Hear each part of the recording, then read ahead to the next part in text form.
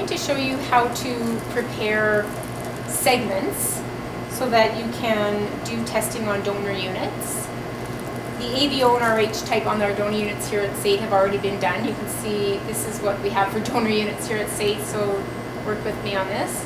They have the ABO RH type up here, and the donor unit number is typically in a bright red tag here, so this one says 1488. And then when you flip it over, you'll notice there's little tags that have the donor unit number on them, 1488. And there's a little baggie that's attached to the back of the donor unit, and these are the segments that are representative of the blood that's in the bag. In the real world, these segments will be attached to a piece of tubing that comes off one of these ports at the top of the unit, a very long line of tubing that's been segmented with a heat sealer to produce these little segments. And you'll simply rip one off, and then you'll have what we have here, which is just individual segments. So when you go to the blood bank fridge to grab the segments that you require, you need to ensure that you've brought with you a couple of test tubes. You're going to take one segment from one AB donor, if that's what your patient was, and one segment from a different AB donor. Typically we prepare 2 donor units for our patients.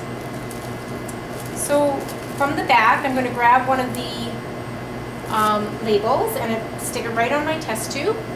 And I'm going to take 2 segments from this bag, simply because I want to show you how to open a segment using a segment piercer, and I also want to show you how to open a segment using scissors. But remember that you'll take segments from 2 different units. So I'll grab the segments. Remember that once you get the segment out of the bag, you're toast as far as figuring out what the donor unit number is on these segments. It's not written right on the plastic. So please stick your segment immediately in the label tube and carry your segments back to your work position. Ensure that the donor unit of blood gets put back in the blood bank fridge, because the blood needs to be refrigerated and it can't sit out while you complete your testing. Okay, so I've got my donor segments, and I'll show you how to, I guess I'll show you first how to cut the donor segments. So we have a choice of using a segment piercer, which is a little blue device that you probably have sitting at your workstation right now, or we have a choice of using scissors. So I'll show you scissors just because we sometimes don't have piercers and we have a need to use scissors. So I'm going to cut the top off of the segment and ensure that it falls into my biohazard bucket, or it can fall into your biohazard discard that's below the bench there. So just cut very close to the top. Ensure you have face protection on. It's as simple as that. So the top has now been cut off. Now I'm going to turn the segment over and insert it into the tube. You'll notice that the blood doesn't run out, and it's just like having your finger on top of a straw. The liquid will not run out until we take our finger off the top of a straw or cut the top. So get ready with your scissors to cut the top.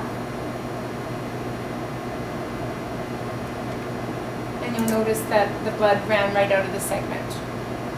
If it doesn't completely run out, you can do kind of a toothpastey, squeezy type of thing until you get the liquid out. But what I've got in this test tube is more than sufficient. So there you go. That's how you get blood out of the segment using scissors. Now this blood that's in this tube is not 5%, and it's definitely not washed.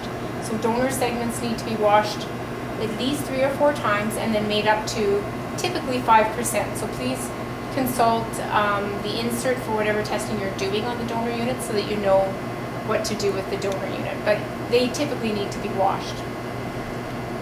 I'm going to show you how to do the same thing, this time using a segment piercer. So this is a great little device that has a very sharp needle in one end. You can't really see it, I don't think, but you may be able to see some funnel-like striations, and it's like a little funnel and there's a needle at the bottom.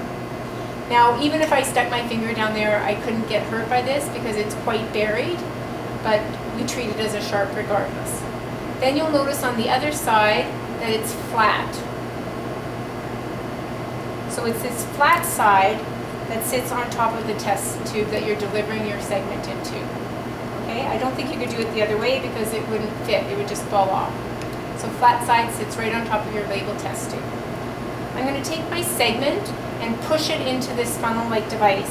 You can push in the bloody end of a segment or the plasma end of a segment. It really does not matter, you guys. So whichever one you get to is totally fine. So just push the segment into the funnel-like device. Push down hard. You might hear a little bit of a noise.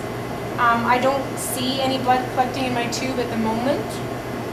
So I'm going to use the toothpaste type motion, just squeezing the tube and folding it down like you would if you were running out of toothpaste and you just had to get one more use out of it.